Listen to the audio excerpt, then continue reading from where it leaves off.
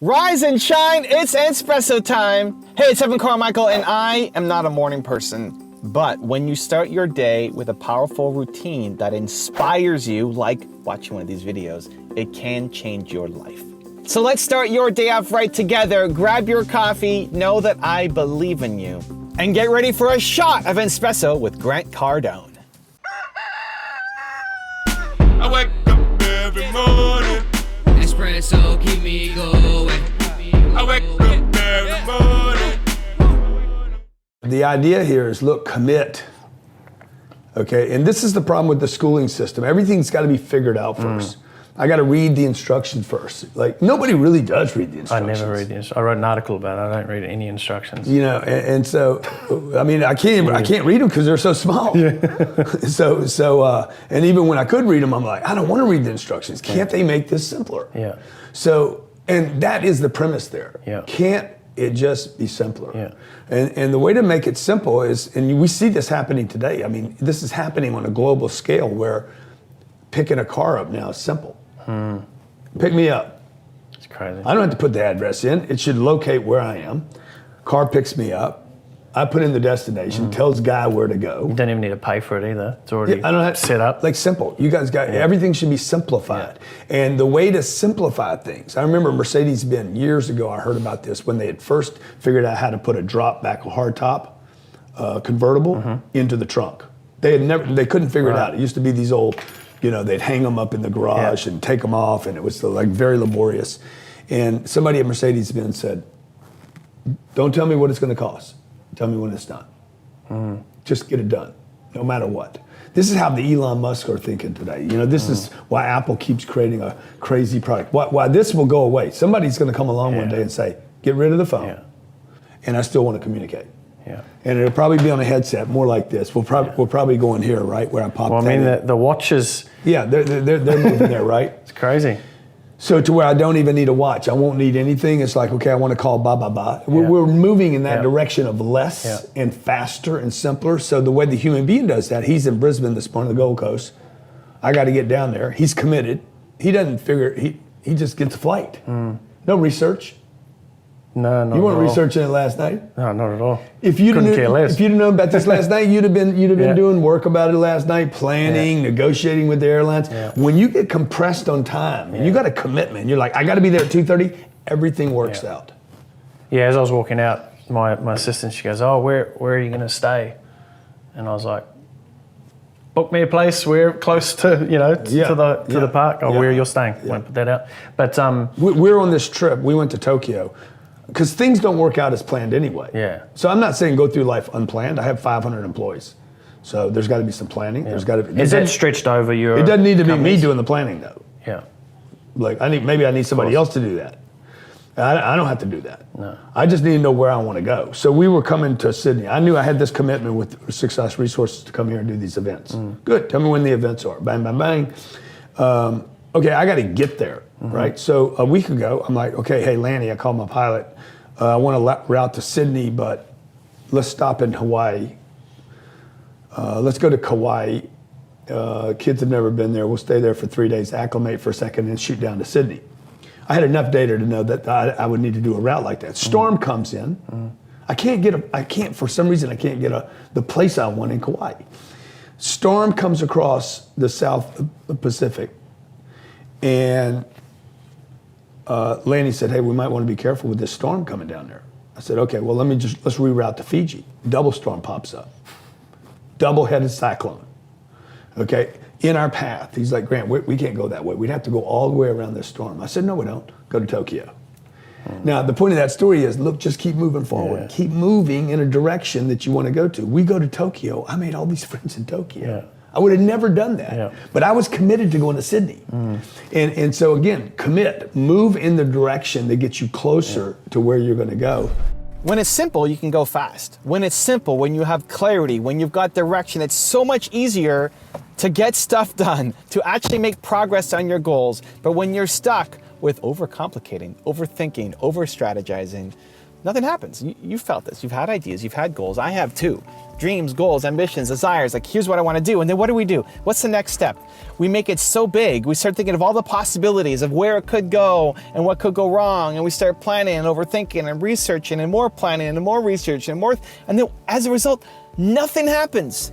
Nothing happens because we've now wasted days of just research, planning, thinking, and we've made it so big that we feel like we can't do it by ourselves anymore. Like now we can't get started because we need a team, we need money, we need investors, we need promotion, we need people to help us, we need all these things so we never actually make.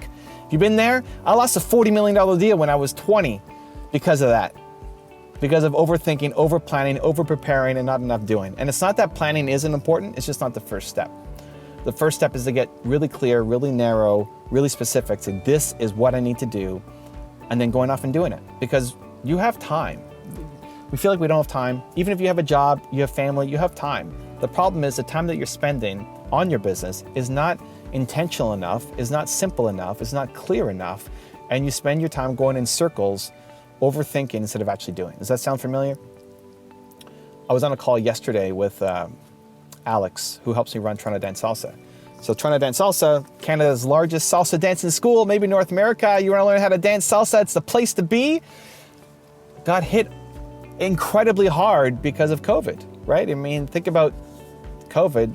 You can't be, you're 6 feet close to people. Salsa dancing, you're dancing with strangers, right? You can't do that. It's the least COVID-friendly business on the planet, probably. So we had to shut down. We moved to online classes, which have been okay, but haven't been where we needed to go. It's just basically a bridge to keep the business on life support. While my other businesses, YouTube, etc., have blown up because people are at home and consuming content, my salsa dancing business is on life support, is on the verge of shutting down because we have no business. I'm paying 6 figures in rent for my location and have no students coming into the store. So I was talking to Alex yesterday, and it finally opened up here in my province of Ontario, where we can do, if you've been double vaccinated, you can do things like dance classes. They just announced it. And like, Alex, we need to start selling classes. Like, this is the now priority. Like, let's get back to selling classes. It won't be for everybody. We don't set the rules. It's not on us to determine who gets in or out. This is what the government says is allowed, so this is what we're gonna do. And when it opens up to everybody, we'll open up to everybody. But we can now actually have in-person classes where people can dance with each other. We need to ASAP. This is the priority. Make this happen. And so we set up a plan of motion for, here is the focus. Everything else, all the other distractions, all the other projects, all the other ideas we had that may work, may not work, scrap it all. None of that stuff matters. All that matters right now is getting these classes set up and sold. We created the plan. And then just before we hung up, Alex asked me, hey, Evan, one last question. What are 3 things you think I need to work on to be a better leader to help grow this business to the next step? Alex, don't even think about that right now. So my answer is like, that's just gonna distract you. All you need to focus on right now is saving the business. All you need to focus on right now is selling those classes for the people who can't show up. Everything else, all the other thoughts are great, but not what we need right now. For the next 2 months, this is all we need to focus on. Sell those classes, save the business, then we can worry about how good a leader you're gonna be and how we're gonna take over the world, teaching people how to believe in themselves and have a place where they belong through salsa dancing. Could this be a giant business? Yes. Could there be a salsa dancing business, a Toronto Dance Salsa in every major city across North America? Yes. Could this be a burgeoning online business as well? Yes. There's so many different directions this could go. So many. Right now is not the time to be overthinking it. Right now is not the time to be planning for 5 years from now. Right now, all you need to do, all of your energy needs to be focused on this, selling the classes. You said, okay, well, maybe in my spare time, I should be focused on, I can think about that. Like, no, there is no, like, your spare time is either time off because you need time off. and you're sleeping or eating or whatever, or is doing this. This is the only thing that matters. Sell those classes, save the business. That's all that matters right now. Your spare time is this, or it's actual spare time, right? But if it's time, any time spent on the business needs to be spent on this. That's all that matters right now. Simplicity, clarity, focus, and the company is saved. And I think that's really valuable when you feel stuck. If you feel stuck and overwhelmed by your big ideas, this is something we all face. You get big ideas, you feel like, oh my gosh, this is so amazing, all these things that can happen, and our entrepreneur brain takes over and imagine all the possibilities, right? When you're feeling motivated, bold, courageous, all these ideas, possibilities, where you could go, the things you're gonna see, it's all inspiring. And then maybe an hour later or the day later, all of the worries and fears and insecurities and doubts creep in. It's like, who are you to do this? And then that keeps us stuck. So if you feel stuck, the way through stuck is action. The way through stuck is doing something. The way through stuck is picking something and building some momentum on it. So let's work on a system. Let's give you some ideas for how to actually do it. Step number 1. Go back to what your big why is. Like, what is the big mission you're trying to create? Let's just try to get clear on that. If you feel super stuck, overwhelmed, frustrated, lack of clarity, lack of momentum, go back. What are you trying to actually do? I'm trying to solve the world's biggest problem. People don't believe in themselves enough. What are you trying to do? What's the big one-sentence thing that you are trying to do that you need to remind yourself of? Like, anytime you feel like you're not making momentum, or you just spent a week and you wasted it and nothing happened, this is how we get back to clarity. Great, make it simple, get clarity, awesome. How to do it? This is how to do it. These are the steps. This is the practical 1, 2, 3 of how to do it. 1, remember the why. The one sentence, why you do what you do, what are you trying to accomplish, what's the why? Evan Carmichael wants to solve the world's biggest problem. People don't believe in themselves enough. What is yours? If you don't know what it is, pause the video, write it down, think about it, go for a shower, go for a walk outside. Like, what is the one sentence of what you're trying to accomplish? Because without that northern light, you're wandering around aimlessly. You have to figure that out.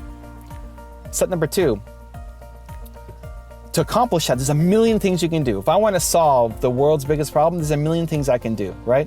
Don't get overwhelmed by that. Step number 2 is, what's the most important thing that you can do right now? With the tools that you have, with the resources that you have, with the capabilities that you have, what can you do right now? What's the simplest next step? It doesn't even have to be the whole big thing, right? So, for example, whenever I'm working with an entrepreneur at the beginning stages of a company and they're pitching me their whole idea, amazing. I look at this in movement makers a lot. People come into movement makers full of hope and dreams. I want you to make money. It's like, it's great. Like, yes, you have a purpose and a mission, and you have to make money. So what's the fastest way? Ask yourself this question. What's the fastest way you can start to make money off of your idea? Because once you start to make money, it frees up a lot of mental stress and energy. It allows you to invest more into the business, to hire a team. It allows you to quit your job and go full-time on your company. It allows you some security and safety in that what you're doing is working and getting results. Like, money solves a lot of problems. It doesn't solve all the problems, but it solves a lot of short-term pressure and problems. And so we need to figure out how to start making you money. So inside of your big thing, your big idea, what's the fastest step to start making money inside of what you're doing? Not doing something totally, don't start another business just to make money to feed the business that isn't making money. Don't do that. No, it's one business. But inside of that business, what's the thing that you can do that you enjoy that can make you money? Even if it's not the long-term thing. So for example, somebody who wants to do books and courses and products, the first step often is coaching. Before you worry about writing the book, before you're worried about creating your first product, don't do that. That's so much work, that's so much time. You're gonna make mistakes anyway. The best thing you can do is start coaching people. Coach people, get paid, put money in your pocket. Yes, it's trading your time for money, but you're getting paid now instead of just writing the book and spending months or a year writing without ever seeing a dime. But also understand that to be a good author, to be a good speaker, to make good content, why can I make these videos? Because I've coached so many people. Making videos, speaking, writing the book is essentially group coaching with no feedback. you're not getting any feedback until after the fact. I get the feedback from the comments, right? I get the feedback from people who see my books, read my books, etc. But when you're in it, you don't get feedback. So most people make the wrong product. You make the wrong speech, you write the wrong book, you create the wrong course because there's no feedback. The best products to make are ones that people you've coached through. So what are people hiring you to coach for? Then the most common questions you turn into products. So that's what I want you to start thinking about is what are, inside your big mission, what's the fastest way to start making money? What's the fastest way to start turning this into something? So we have clarity of our why, the one sentence, right? Step number 1, clarity of one sentence. 2, what is the first step to start monetizing this, to start making money so we can have a little more flexibility and freedom. And then step 3 is what are you gonna do right now? Today matters. It's not just about making a plan. How many times have you made a plan? If planning was enough, everybody would be successful, happy, rich, etc. The plan is not enough. The plan is easy. The plan is also fun. It's fun to make a plan. So inside of that plan, even for your first small step, great, what are you gonna do today? If it's start a YouTube channel, great, film your first video. If it's do coaching, great, start reaching out to people. Is it start a workout plan? Great, go to the gym and do your first 8 push-ups. Or even right now, forget the gym, do it at home.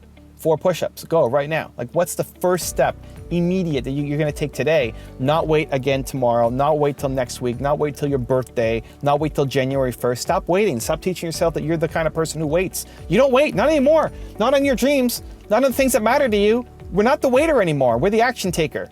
And the way to actually do that is not just tell yourself an affirmation that you're an action taker, it's to go and do it. So you start with what your big mission is, the one sentence, what's the why? Then we start thinking underneath that big idea of all the million things we can do, what's the one that's gonna actually start being able to bring money in so that it funds everything else that I'm doing? And then step number 3 is, what's the step you're gonna take today? Right now, immediate action today. When you can get that clarity, when you can get that simplicity, when you can stop overthinking everything, overanalyzing everything, over-preparing everything, getting started to get started to get started. When you can overcome those things and just get it down to this is what I need to be doing for the next week, month of my life, and then start actually building momentum towards it, you can make so much more progress. You can make so much more momentum happen for your life, for your goals, for your ambitions that maybe you've made in the past decade. I've seen people get more out of 1 week of action than the past decade of sitting on their dreams and planning and preparing. That could be you, if you can just simplify by following those 3 steps. Now I've got a really special bonus clip that I think you're gonna enjoy, but before that, it's time for the question of the day. I wanna know, what was your single biggest takeaway from this video and your plan of action for the next week? The science says that when you just watch a video, you get motivated, you get inspired, you have a 35% chance of following through on your goals. 35%, that's not enough. That's not enough just to get motivated. Believe Nation, we're here, you're here. Today matters, you're an action taker. When you commit to a plan of action, of when and how you're gonna follow through. When you write it down, you have a 91% chance of following through. And when you commit publicly to somebody else, it jumps to 95% chance. From 30-something% to 95% chance of you following through. Believe Nation, we need to make this happen. So question of the day, your single biggest takeaway from this video and your plan of action specific for the next week. Put it down in the comments below and I'm gonna show on screen sometime next week to celebrate you. Hey man. Everett, how you doing, buddy? Good, how are you? You got a book coming out, don't you? You just came out.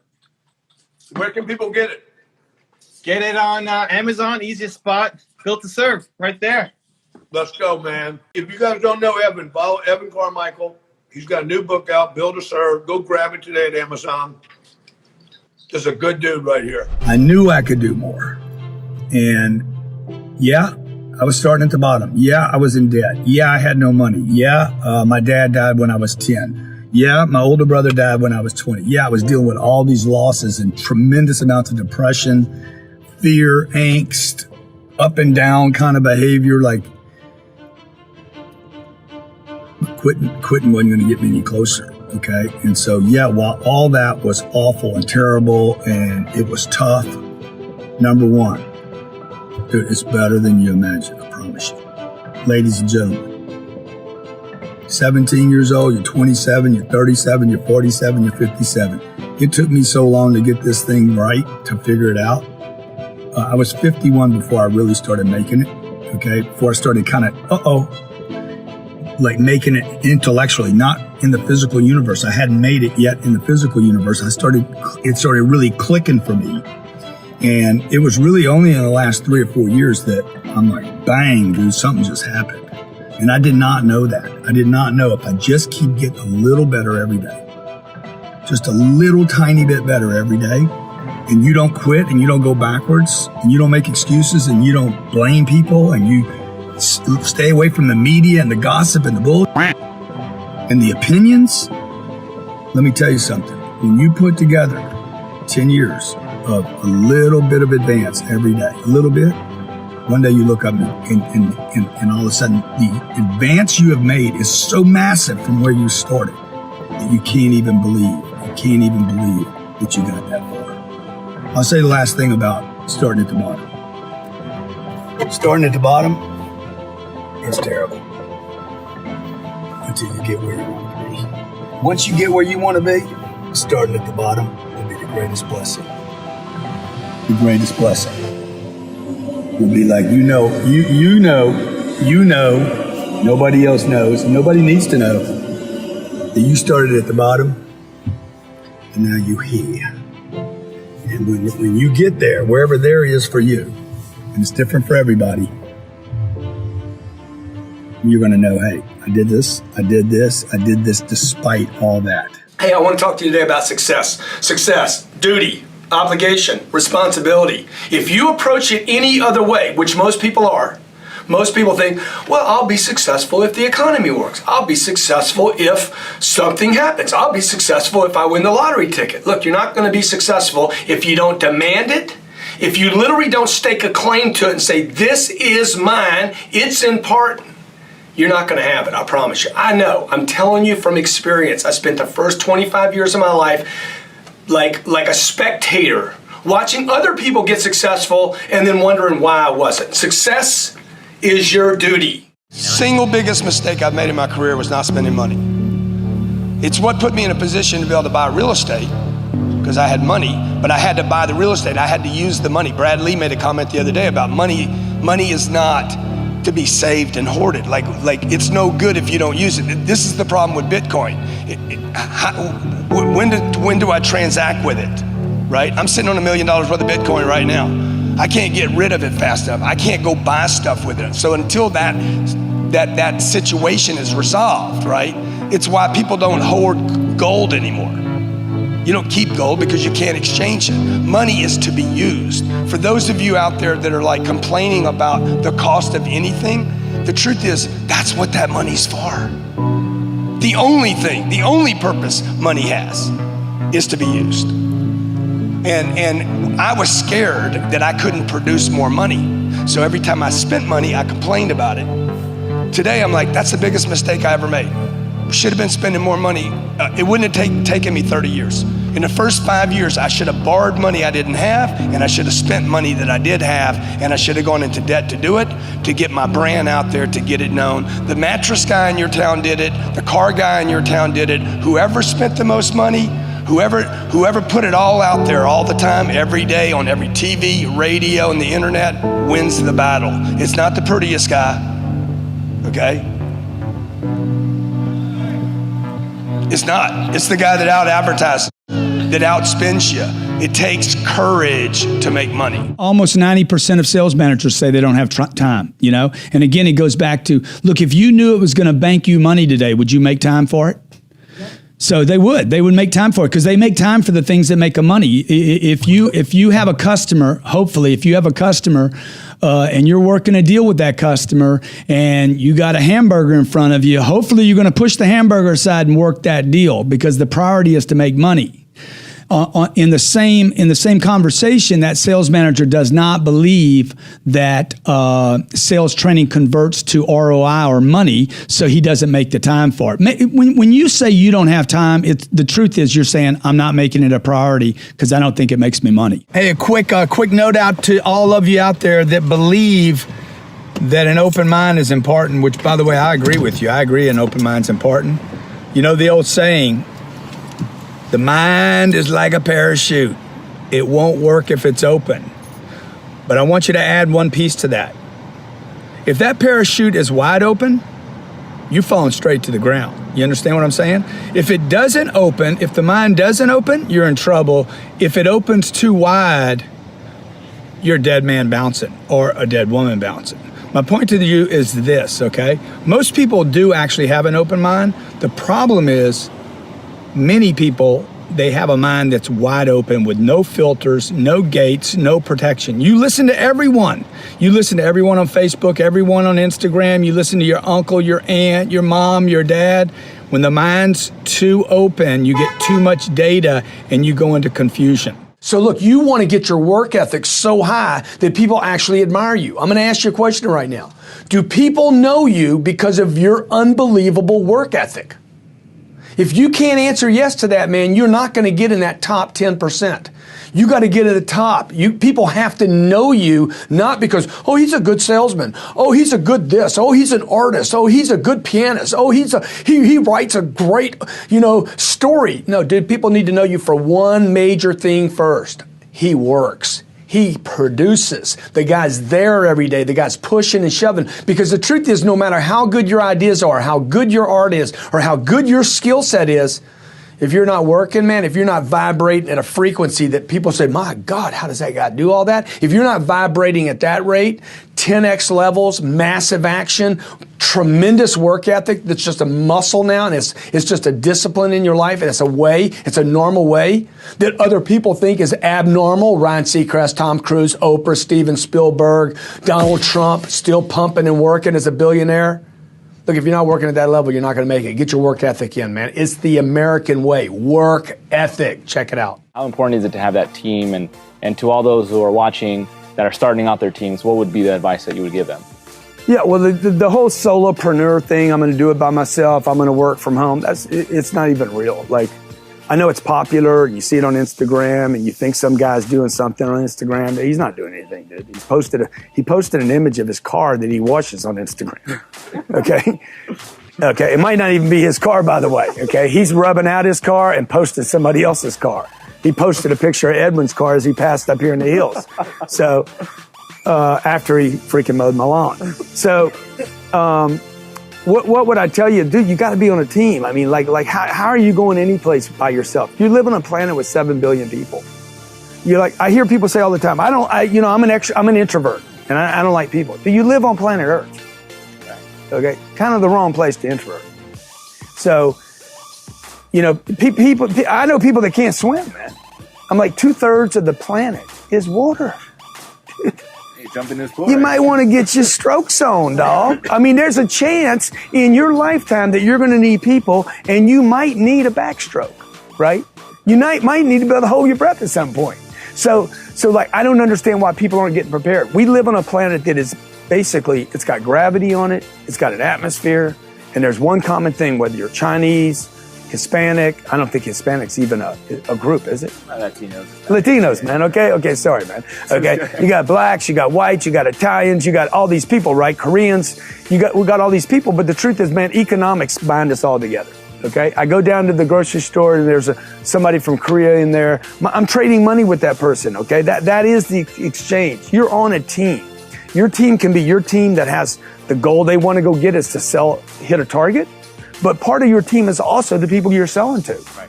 And part of your team is also, another team is the community you live in. And another team is your church, and your family, man. These are all teams, right? And your job and my job, I mean, if you want to be all alive, all in the deal, your job is to you need to be a freaking super champion of all these teams, right. Not just one team. The negativity is just negative. And there's no money in it. There's no future in being negative. Where's the solution? I can't do that. We can't do that. That can't happen. This is wrong. That's wrong. Oh my gosh, taxes are too high. Dude, it's negative. It is negative. It is negative. Look, there's so much abundance of negativity. That by itself tells you why there's no value in it. How many of you want to make more money? Pay attention then. You can't make more money if you don't know what we're doing here. So the first thing is to decide, hey, am I in the right place? Those guys had to walk in that stadium last night and say, hey, we in the right place? Yeah, man. Okay. And then they probably said, man, we got a shot here. We got a chance to win a Super Bowl, right? You came to work today. This is not a Super Bowl. Unless you want it to be. But I'm gonna tell you something, if you don't get your life ready right now, if you don't start acting right now like you're in the Super Bowl, you're never gonna make one anyway. Even when you do make one. I mean, if you look at that kid last night, what's his name, Nick Foles? He's been sitting on the sidelines for years, overlooked for years. What you do right now, every day, even if you hate your job, I promise you, this will happen in your life. If you could learn how to embrace every moment like this is a Super Bowl, one day you're going to get your shot. You're going to get your shot, but your shot will not show up if you're not ready. Because even if it shows up, if you're not ready, you won't be able to see it. Within any company I own, I have 4 and 5 flows in every company. I don't have one flow. I'm not going to depend on one product. Once I get those 4 streams coming in from one company, okay? For instance, at this company, it's an online project called Cardone University. Then there's speaking gigs. Then there's books. Then there's audios. There's MP3s. Those are flows coming in for one company. At some point, I'm like, okay, let's do a second deal. So I'm going to then have a company that runs parallel, like a skier, right? I don't want the skis crossing over. I want them to be parallel so that anything that maybe I can't do any longer in this company, maybe I'm going to outsource to a partner and build a second company. Then once these two are skiing along and happy, maybe I'm gonna go do a third company out here that I have a passion for that has nothing to do with these first 2. That is not diversification. That's multiple strong flows. And when I make a bet on this third company, dude, I want to take it. I want to take all the money from these first 2 flows, and I want to say, hey, if it's a good deal, go all in. If you're not sure, don't put any money in it at all, folks. So you know what I do? Every time I'm having trouble, every time I'm like, man, I don't think I can get to where I'm going, I just start looking at the top. I don't look at the bad facts. All I do is I start searching.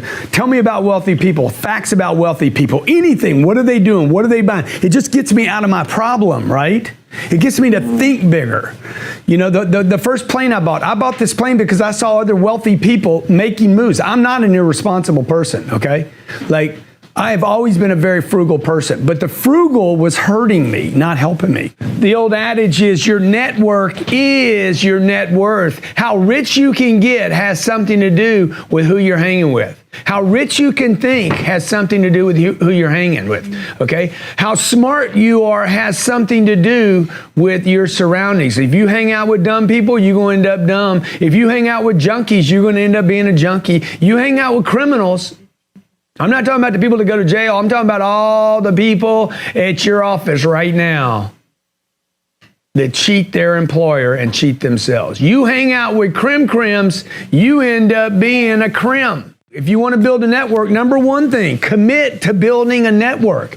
A network by definition is not, if you're building a new network, is not the people you're already with. It's how do I add people to my network? So number one, you got to commit to building a network. Number two, who do you want in the network? Who is it? Most of you just go for more people like you have already in your network. I want new people, new characters, new personalities, new thinking, new ideas. The old adage, if you're the smartest person in the room, you in the wrong room. And number three, when you start building this network up and you start meeting the people, okay, number two is who do you want to meet? Who are you going to add to the network? You go 9,000 people in a room, you don't need to meet all 9,000. You need to meet maybe a list of 30 or 40 people. Who do you want to meet? Number three, when you meet them, focus on them, not on you. It shouldn't be, here's my card, I'm a chiropractor, this is what I do, can I give you an adjustment? Dude, it should be like, who are you? How can I help you? What are you doing? Where do you live? Okay? What projects are you working on? How can I help you? There's so many mistakes salespeople make. I think you need to get down to like the main ones, but you're not selling the solution. I mean, Even before that, though, I would say, Corinne, is the biggest mistake. People are not excited. They're not alive. They're not showing interest in the cycle, and they lose interest. I was in Barcelona recently, and I was looking at a watch, and the cycle didn't close. I could have bought the watch. I was qualified to buy the watch. I'm the one that walked myself in the shop on my vacation to look at the watch. I knew exactly the watch I was looking for.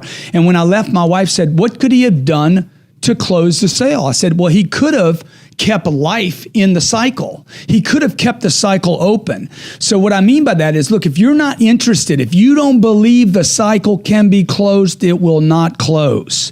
So the number one mistake I think salespeople, managers, and the store makes is they assume a close can't be had that day. I go into every cycle, every sales cycle with every prospect, every phone call, no matter how complex the sale is or how simple it is, with the belief that I can sell that product that day, this time, now. Being on planet Earth, like if you want to be a good father, a good mother, a good son, like a good humanitarian, you got to go door to door. There's no other place to learn that.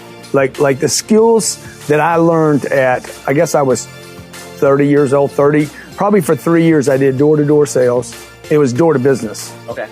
I mean, whatever that's called. Business to business. Business to business. All right, come on, you dropping bombs. This guy, all the intelligence in the world in one little space. So, what I learned business to business, calling on, hey, my name's Grant Cardone, figuring that pitch out, handling my fear, handling the opportunity to learn this. First of all, it's not taught in college. It's not taught in high school. If it's not taught there, you got to ask why. Okay?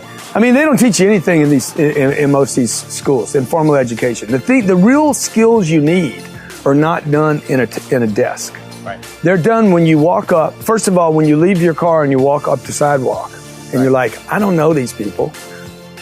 They don't know me. Anything could happen when they open the door. Yeah. I hope they don't answer.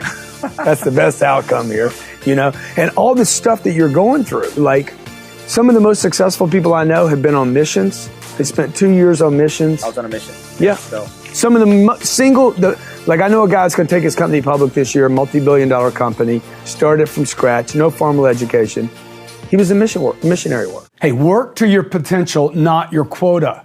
If you want to stay really motivated, if you want to answer the question to why people that have already made it keep pushing, it is because they don't operate on quotas, they operate off potential. They're driven to reach their potential. This is also tied to their ethical obligation. They know what they're capable of. Nobody can tell you what you're capable of. You're the only one that knows, okay? So work to your potential, not your quota. Quotas are numbers. Who made them up? Some guy says, okay, your quota is blah, blah, okay? Based on what? How did he come up with that quota? He only picked that quota, that number, because he thinks it's significant or compared to other people maybe in your industry. Look, don't operate on quotas. You want them. Clearly you want them. But you want to be driven to reach your potential, not just some number, some mechanics. Hey, my potential, I know.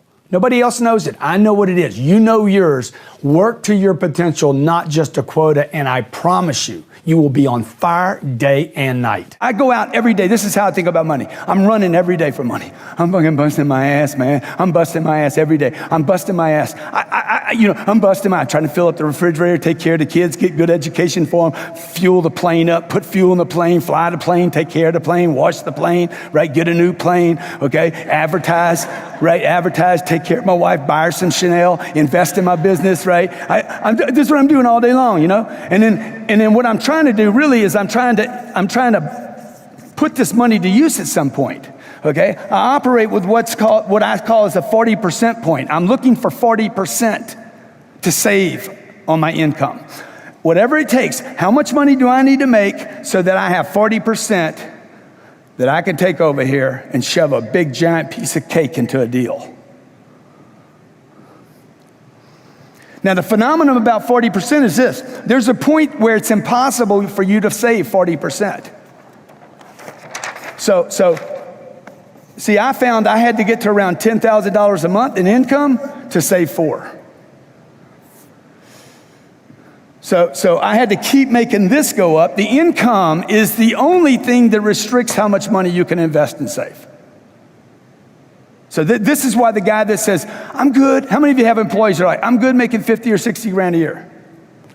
They'll never be motivated because they're screwed up about money. They have the wrong knowledge about money. 76% of Americans live paycheck to paycheck. You can send them to as many Tony Robbins seminars as you want to. You will not change the state of a person indefinitely if they have money problems every day. It is impossible because I contract every time I'm at Whole Foods. And I said to her, I said, look, the thing that I do at my company that is very unusual is that we are completely unreasonable, without reason, we don't use, yes, I'm logical. Okay, yes, I'm a sane person, but when it comes to achieving a target, we do it with, like, we abandon reason and logic. We don't talk about, yeah, but, we never start, yeah, but, or no, we can't, or we couldn't because, or it didn't happen because. Anytime you're making sense of why something didn't work, we don't have the budget, we can't do that because, yeah, but we're different. You are being reasonable. The great things that have happened on this planet and continue to happen are because people are unreasonable. They literally abandon reason and logic. They defy the universe. Now, if you look around, if you're a logical person, if you're a person that has to make sense of it beforehand, then spend some time looking around the universe, look at nature, look at all the things that are done every day that literally defy gravity, defy possibility, defy physics. It's all over the place if you need to be reasonable.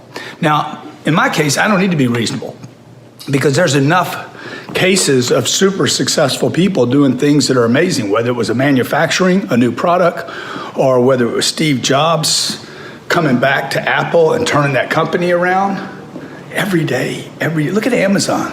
Look what Amazon has done. Okay, now you look at it, you're like, dude, that's a no-brainer. Make all products available online. Now it's a no-brainer. Now it's like, it's so logical. Look at Velcro. Velcro was like, God, I should have thought of that. See, but beforehand, it was completely out of reason that you could stick things together because they scratch one another. You understand what I'm saying? So look, this is what I want you to try. Try this in your life. It's going to be very difficult. It's one of the most difficult things I do is being unreasonable because all the people I'm surrounded by are trying to make sense of why they can't do something. Quit making sense of why you can't do something and become unreasonable until you do something. What are you going to do when you wake up and you feel lost? You feel less than. You feel a sense of either depression or despair and no direction. What I do is this. I show up. Man. A buddy of mine told me when I was at a low, super low point in my life. He said, "Hey, man, show up even if your eyes are bleeding and your life is low. Show up anyway." Bigger is better. How many agree with this? Okay, if you can live on 900 grand, the only people that won't go to 9 million are the people that are selfish. Unselfish people grow their businesses. Selfish people don't. Okay, if you're taking notes, if you're going to walk away with something today, give me the name of a great company that has 7 employees. I'm waiting. Give me the name of a great company that doesn't spend a load of money on advertising. Who is this company? Tell me, give me one name of any company that's great, this small. See, you built a business on a fantasy, right? Like I'm going to get a State Farm. I'm going to get a State Farm. I'm going to get an Allstate company. I'm going to be an Allstate guy, and I'm going to make 900 grand a year. You're selfish, folks. See what I'm saying about the selfish person makes what they need.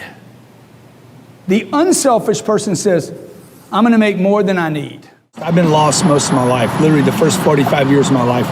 The first probably 51 years of my life, first 45 years for sure, I was completely lost. And somewhere between 45 and 51, I started figuring out, okay, what am I doing? I started sorting my life out. I started doing some courses that really, really made a difference in my life. I've always been into self-improvement my whole life. And, but it wasn't until I was about 45 that I really started discovering information that could make me more confident, me more sure.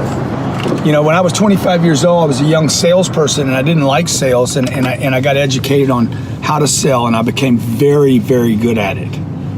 I started to understand the process, the customer, the objections, the rebuttals, how to follow up, how to handle the rejection and the disappointment, the discouragement, how to get over it. But that didn't help me become more confident in me as a person, as an individual. I was making money. By the time I was 31, I had a couple businesses. They were making money.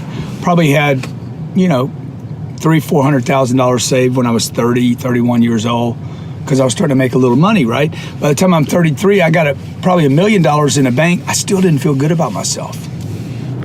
I had this nagging, like, sense of desperation, anxiety, depression, uncertainty, a lack of confidence. And when I started working on me spiritually, that's when at 45, 46, 47 years old, that's when everything changed for me. Like everything, all the expansion, the confidence, the getting out in the world, maybe a little better communicating than I was doing. I'm not perfect at it by any means now. And I started getting more certainty about who I am, what I am, where I'm going, and why I'm here. Like if you don't figure those things out, no amount of money in the world will fill you up. No, the private planes won't, the fancy cars. You have to know where you're going. How do you do this? I started with one employee. His name was Grant Cardone. I knew him, and so I hired him. Right? He passed the drug test. I believed in him. And for 15 years, I was one guy. And then one day I woke up, a mentor of mine said, look, you can't scale with just yourself. You got to start building a business here. If you're going to have a real business, you need employees, you need people. You need to be willing to hire people. And I'm like, man, but I'm scared. They cost money. He's like, not making sales. 1, 2, 3, 4. These empty desks, that's what's costing me money. Okay, that's what's costing you money. Staying small is costing you money. All this costs money. I have failures here. I have disappointments. I have discouragements. I have people that work here for a little while and they quit. But you're not going to get big by yourself. You can do more. You can do more than you ever imagined. I was broke at 25 years old. Broke, okay? Every 2 years I get one of these cars. The people at Rolls Royce like, hey, we want to send you another one of those cars, okay? How you want it? How you want it dressed? What color you want it? Like, it's crazy. It's crazy the life I'm living right now. We did a conference. There was 10,000 people in the room and another 10,000 people online. All of them paid to be there. I remember when I couldn't get 2 people to show up at a party in high school because I was so disliked. You can do more than you think you can, is my message to you today. You will live longer than you think. I promise you, okay? You can do more than you think you can. Your parents were looking for 40 grand. It doesn't pay for anything today. So you need to change the way you think. How many of you were taught when you ate, when mama brought you a meal, she said this, she brought you the meal, threw it on the plate and said, eat it all. How many were told that? You know what she was trying to tell you? Don't waste money. That's what she was trying to say. What she was really saying is, I don't know how to make more money. She was really saying there's a shortage of money. Eat it all. There's people in China starving. How many of you got that message every day? How many of you, when you walked out of your bedroom, your mama said, turn off those lights? What was she telling you? I don't know how to get new money. That's what she was telling you. My dad died when I was 10. My mom was left to bring up 5 kids, okay? And those are the messages I got every day. The same message was this: contract, get small, back up, protect yourself. I can't win anything like this. I cannot succeed for my family like this. I do not want my kids to see me like this.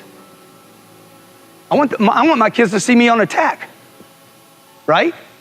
Confidence. in the marketplace. How do you get confidence? You read, man. You guys got to read, okay? The average American reads less than one book a year. Half those books are romance novels. Now, I don't have my books with me today, but I've written 4 books since 2009 for this new economy. I wrote those books for me. I didn't write them for other people. I did not write them to get known. I wrote those books because I was trying to figure out, how do I get myself out of this problem? How do you control? How do you discipline? How do you start monitoring what you're saying to yourself? I can't find the right girl. I can't find the right guy. Marriage is hard. I'm broke, I'm poor. It's gonna be hard if you don't change your mind. You gotta change the way you think. And the way to change the way you think, first of all, the one way is to start disciplining yourself. Catch yourself every time you say, I don't have time, say, hey, I create time. Every time you say, I don't have money, I create money. Literally like talking to yourself, hey, I am a millionaire. So if you're broke right now, quit saying I am broke and start saying what you want. Where are you going? It's not complicated. You want to get rich? I got rich. You want to get rich? You can. Nothing and no one stopping you from doing that. If you're not going to work, like a 10-hour day is a short day for me. I hear more people promoting this 4-hour idea, okay? Like Tim Ferriss, I just call him out right now. It is complete bunk. It is complete. You cannot outsource everything. This idea that you're going to be a solopreneur, outsource or work 4 hours or part-time, you guys try to do the part-time thing, you will have full-time problems. Forever, to the end of your life. Not only will you have problems, because you're selfish if you're trying to do a 4-hour work week. You're selfish. You're thinking only about yourself. If you don't scale and hire people, you're also selfish. You're trying to manage money rather than saying, hey, I have a great message. Like you have an obligation, man, to get out there and help people. So I don't know how to do 10 hours. I know I need 6 to 7, maybe 8 hours of sleep a day. The question is, how am I going to best utilize my other 16 hours with my family, as a father, as a community leader, as somebody that's interested in changing the conditions around me, right? And how can I use that phone to maximize those 16 hours? And how can I spend time with my kids that actually adds value to my business, right? How can I create a studio so me and my wife can work together on Wednesdays? Like everything that we do here is about my life, so that I'm dropping stuff into my life bucket. My work gets dropped in here, so it's like, everything I do. I go on a trip, I go look at real estate, I do an interview, I set up a house in Deer Valley for a month. I have people come over, investors, I look at real estate. Everything is basically, what is it? You're churning. Yeah, exactly, inside a soup, right? I'm making a meal called my life. And that's what I would tell people to do. Quit thinking about how little you can do and start thinking about, I'm going to save money. This is what you hear. If you look on the internet, how do I make money? First thing you got to do is you got to save money. What do you hear the politicians say? The middle class, I'm here to save it. What if there is no middle class and it was just made up to keep the people civil? See, that's how you're going to play this game. You got to be available. People have to know you. Don't talk to strangers. Strangers got everything you want, man. Everything you want, a stranger's got it. Shit, your friends ain't got nothing. Right? If it's up to your friends, you're done. You're like, oh, my friends are broke. I'm 25 years old. Everybody around me was broke, okay? My mama was scared. Every time, my mama, Tuesday, she's clipping coupons. That was the reason to get the newspaper. Shit, the coupons are coming. She would sit there and clip them, man. She had them in the little box. I learned that for 16 years. I watched my mom do that. For 16 years, my mom would tell me, hey, Grant, turn those lights off. Turn those lights off. Me and my twin brother, turn those lights off. From across the house, she could hear me walk out of my bedroom 75 feet away and say, hey, turn those lights off. I told you, okay? Twin brothers, okay? I'm 16 years old, my twin brother. My mom said, when you guys go pee, do it together. Saves water, right? Okay. When my mom fed me, because I had a great mom. Unbelievable. How many of you had great parents? Give your parents a great hand, huh? Good. Hey, just because they were great parents doesn't mean they weren't confused, right? Because my mama was confused, man. My mom did not know how to make money. She had no education. She had no ability. She had never held a job. She did not know how to get money. So what she had to do was protect the little bit of money she had. Sell or be sold. She was sold on conservation. Reduce risk. Don't spend. Contract. Protect it. Defend it. You understand? Diversify. Have a lot of little bets all over the place, okay? Lots of little bets. You should never have a lot of bets all over the place until you're extremely wealthy. When you're trying to get wealthy, you want to go all in and it not be a bet. You need to know the space so well that you're like, I know for sure this is going to work. What do you know will pay you every time? For sure. Everybody's trying to go out there and not sell. You guys are all trying to I'm gonna be talented. Talent does not win. I know a whole bunch of guys less talented than me that beat me for years. They beat me because they got exposure in the marketplace. Can you name some of those names? Just in different sectors. Okay. In real estate, okay? There's a group that they went out and bought 140,000 units. I got 4,500. They're not as good. They take a lot of shortcuts. They don't take care of the tenant as well as I do, but they thought way bigger than I did. So, you know what I'm saying? Like, it's in different spaces. There was an automotive space that I was in for years. I was the leader in the automotive space. Me and another guy constantly combating, right? He had a garbage product. He sold for less than I did. He scaled better than I did. He beat me at the scale game. So you can't see. A lot of people say, look, man, Steve Jobs started his business in a garage. I think Cadillac's got a commercial where the Cadillac was created in a garage. Who else? Bill Gates started his business in a garage. Mark Zuckerberg started Facebook in a dorm. Everybody's like, oh my God, man, I can do this from home. None of those companies got big when they stayed in the garage or the dorm.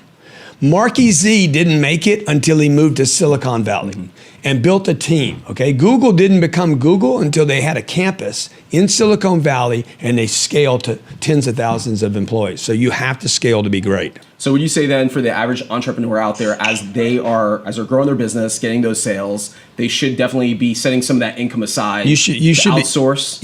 You should not be thinking about what you can live on, right? Oh, I made $8,000 this month, man. All of it's net profit.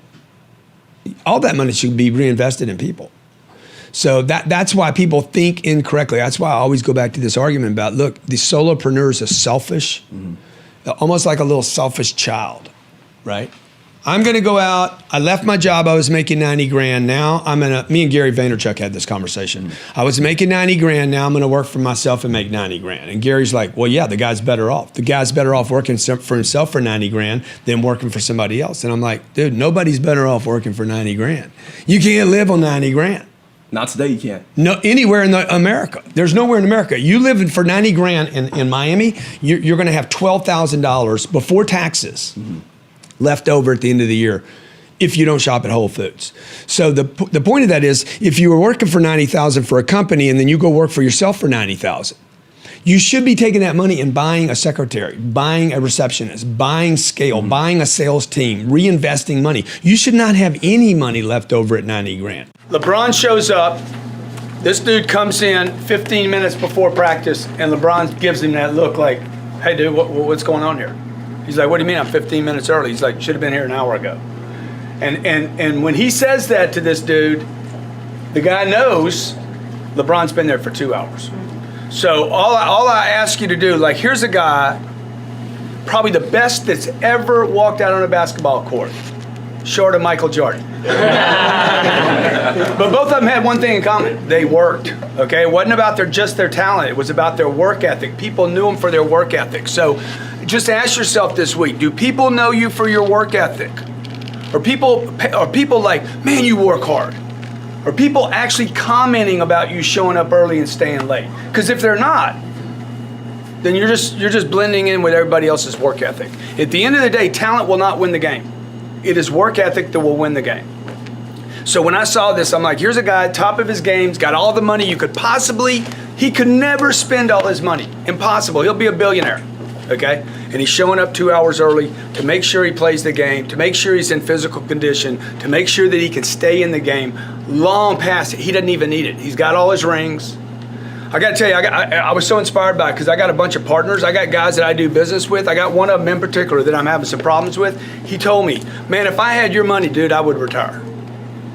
He said it to me over and over, and I hadn't been listening to it enough to understand. He wants to go lay down, okay? You cannot run, what's that thing called you did? You can't do an Ironman with that attitude.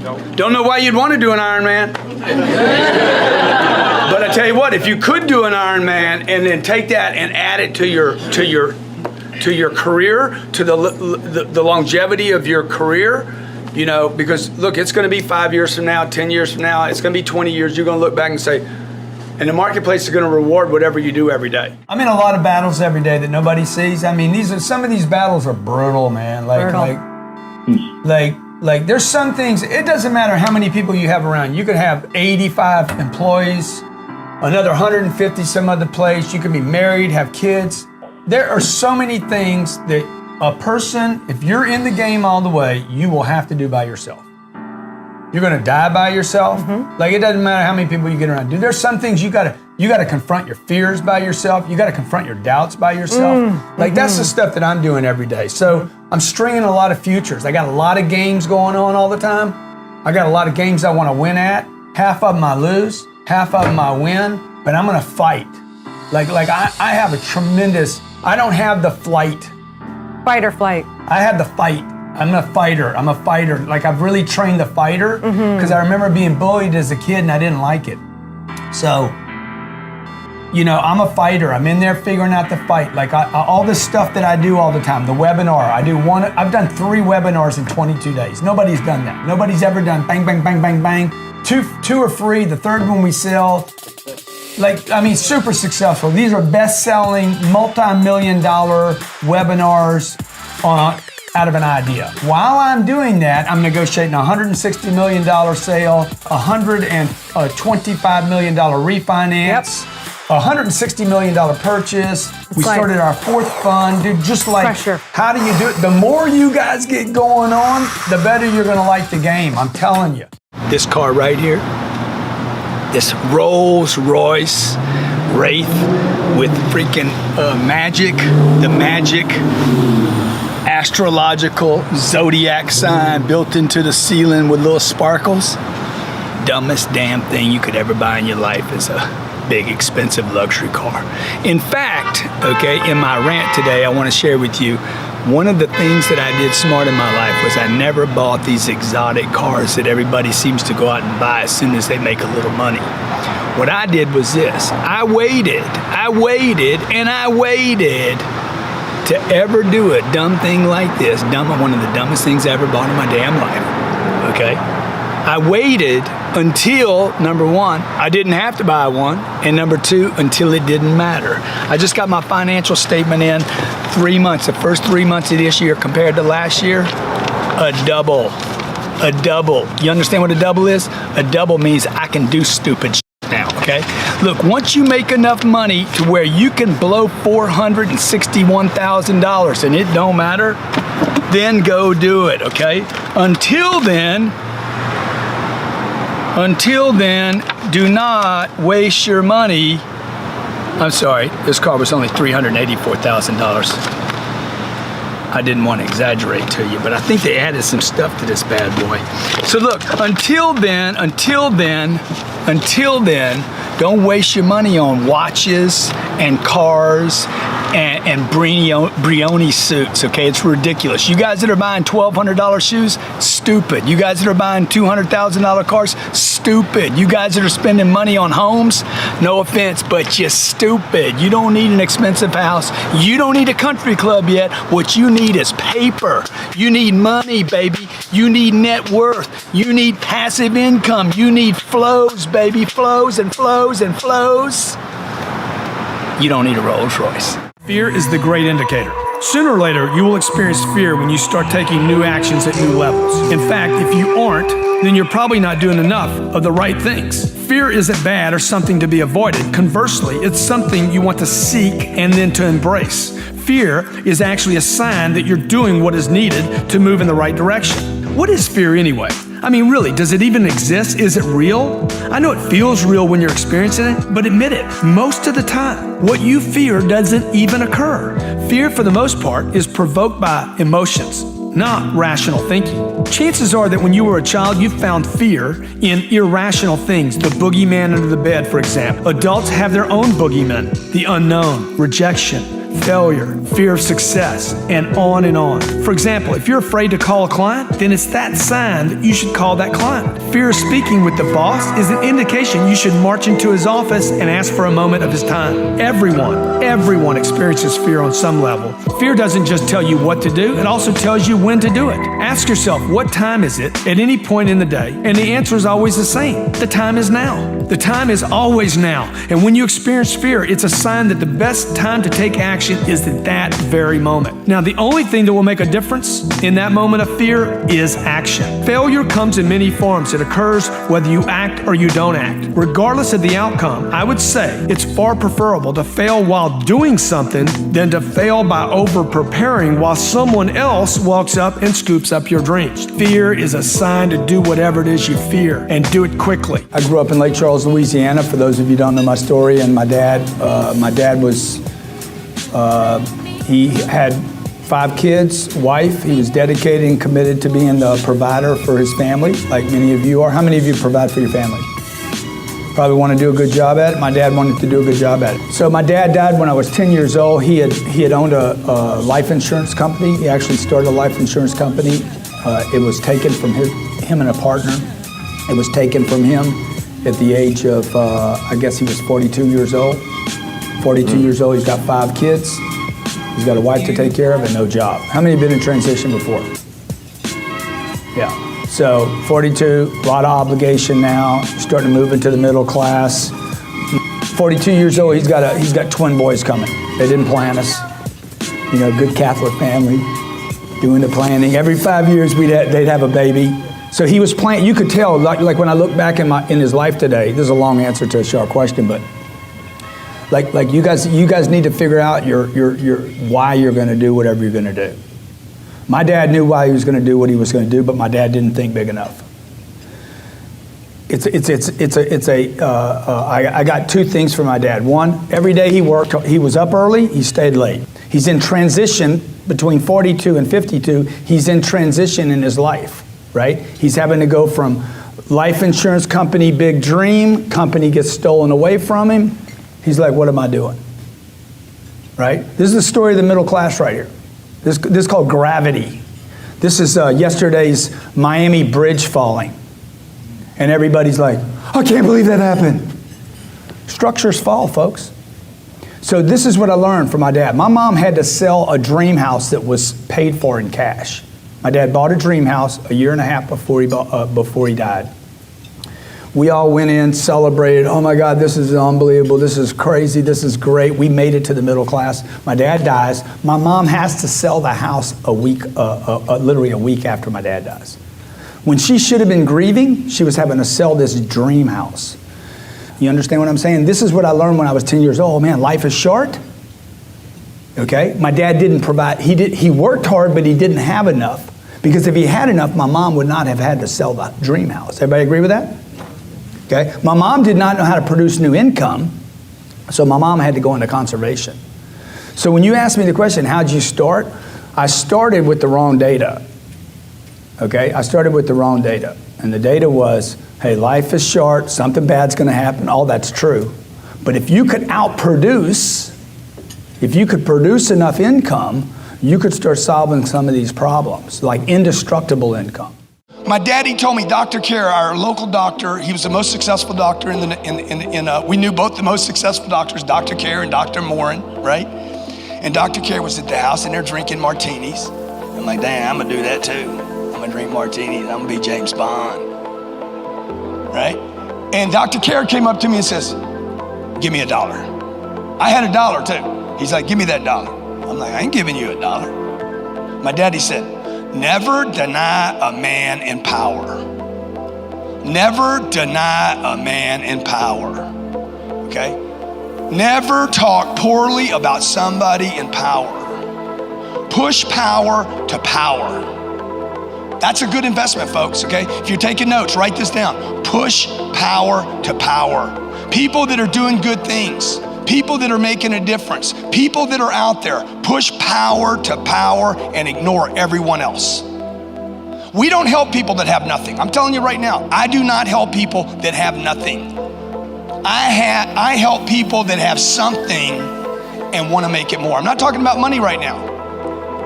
If somebody thinks they have nothing, I'm not helping that person. If they think they have nothing, I can't help them. If you think you have something and that you're not broke, I can help you.